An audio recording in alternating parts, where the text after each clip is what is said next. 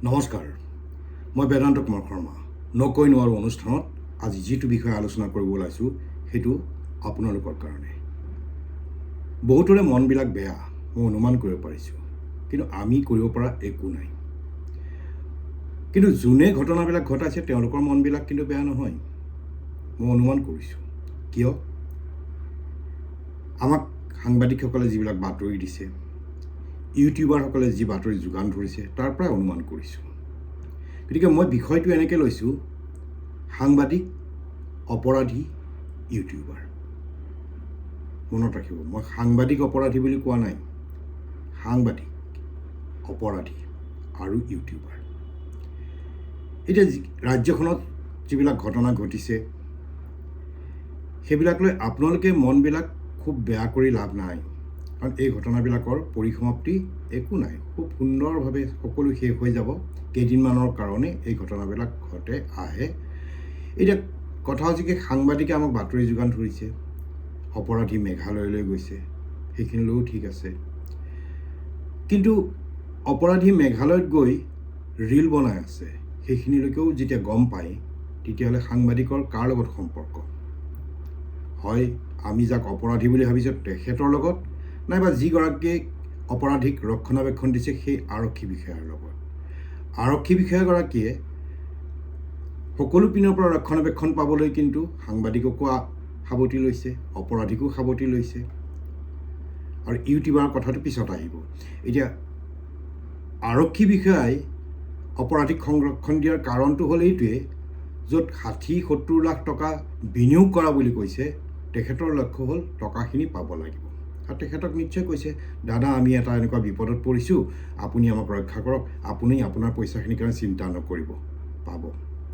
গতিকে আৰক্ষী বিষয়াগৰাকীয়ে সংৰক্ষণ দিছে, ঠিক আছে।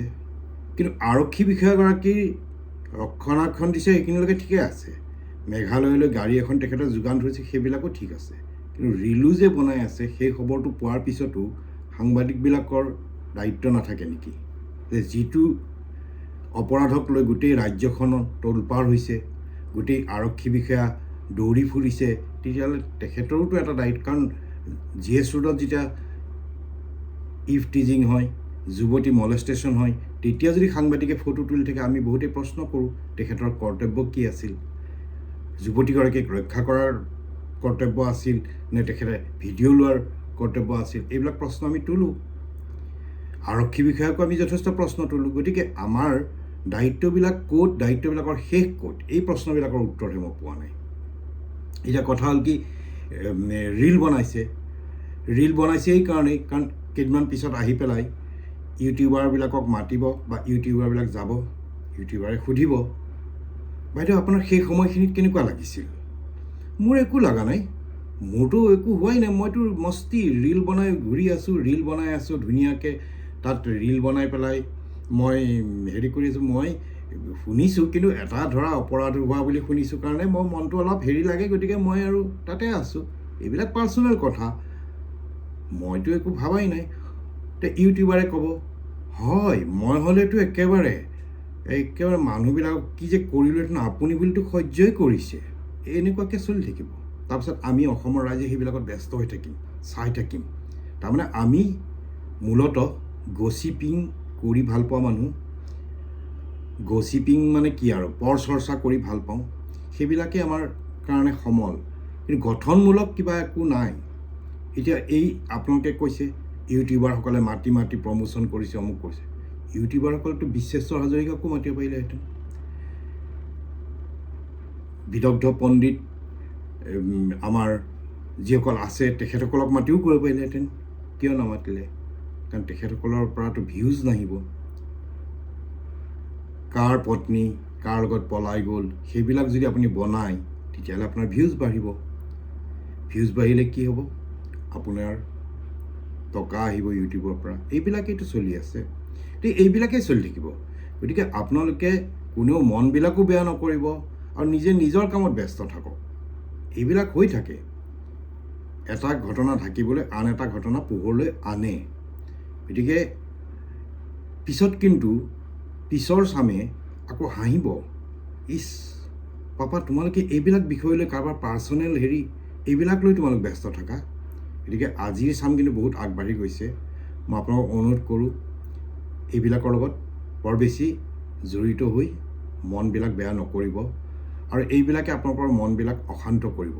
কাৰণ এটা কথা মই আকৌ কওঁ যে আপুনি এটা আত্মাটো ক'ত থাকে? আত্মাটো থাকিব শৰীৰটোত। কেতিয়ালৈ থাকিব? যেতিয়া শৰীৰটো সুন্দৰ হৈ থাকিব।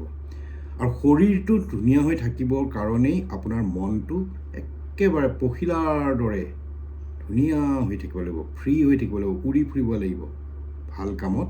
গতিকে আপুনি মনটোক ঠিক কৰি ৰাখক। তেতিয়াহ'লে আপোনাৰ মন ঠিক থাকিলে শৰীৰ ভাল থাকিব, শৰীৰ ভাল থাকিলে আপোনাৰ আত্মাটো ভাল থাকিব, আত্মাটো ভাল থাকিলে আপুনি বহুদিন বাচি থাকিব, ধুনীয়াকৈ থাকিব। আৰু আত্মাটো যিদিনাই গুচি যাব, আত্মা কিন্তু এটা কথা কৈছোঁ মই আপোনাক, বেয়া শৰীৰত আত্মা নাথাকে। আপুনি এনেও যদি চাই মন্দিৰ মছজিদ এইবিলাক ক'ত থাকে? ধুনীয়া ঠাইত থাকে, পবিত্ৰ ঠাইত থাকে। গতিকে আত্মাটোৱে যেতিয়াই আপোনাৰ শৰীৰটো অপবিত্ৰ হৈ পৰা যেন পায়, তেতিয়াই আত্মা গুচি যায়। গতিকে আপোনালোকক মই এটাই উপদেশ দিওঁ, ভালকৈ সুন্দৰকৈ আপোনালোকে থাকক। দ্বিতীয় কথা এটা হৈছে, শেহতীয়াভাৱে এটা বিতৰ্ক হৈছে, অনাকাংক্ষিত বিতৰ্কটোৱে মোৰ মনটো ভাল লগা নাই। কাৰণ মই সেই সংগঠনটোৰ যথেষ্ট অনুষ্ঠান কৰোঁ। গতিকে সংগঠনটোৰ বিতৰ্কত অনাটো মই নিবিচাৰোঁ। গতিকে সদৌ অসম ছাত্ৰ সন্থাৰ সাধাৰণ সম্পাদকগৰাকীৰ এই ঘটনাটো আচলতে ব্যক্তিগত, কিন্তু যেতিয়া পাব্লিক ফিগাৰ হয় এই ঘটনাবিলাক আহে। কাৰণ আজিৰ যুগত এইবিলাক লুকাই ৰাখিব নোৱাৰি। গতিকে মই সদৌ অসম ছাত্ৰ সন্থাৰ সাধাৰণ সম্পাদক শংকৰক অনুৰোধ কৰিম যে বৰ্তমান সময়ত যিহেতু বিতৰ্কটো আহিছে, তেখেতে সাধাৰণ সম্পাদকৰ পদৰ পৰা কিছুদিনলৈ অব্যাহতি লওক। যদি বিতৰ্কটো শেষ হয় তেতিয়াহ'লে তাৰপিছত তেওঁ দায়িত্ব লওক, নহ'লে তেখেতৰ নামৰ লগত এই জাতীয় সংগঠনটোৰ নামটো প্ৰত্যেকবাৰেই আনি থাকিব। তেতিয়া ইয়াত এটা কালিমা সানিব। গতিকে মই আশা কৰোঁ শংকৰজ্যোতি বৰুৱা তেখেতে কিছুদিনৰ বাবে অব্যাহতি লওক, অব্যাহতি লৈ আন এজনৰ হাতত দায়িত্ব দিয়ক, আৰু এই যিটো ঘটনা ঘটিছে সেইটোৰ পৰা মুক্তি লাভ কৰি তেখেতে আকৌ দায়িত্ব লওক। এই মোৰ আহ্বান। ধন্যবাদ।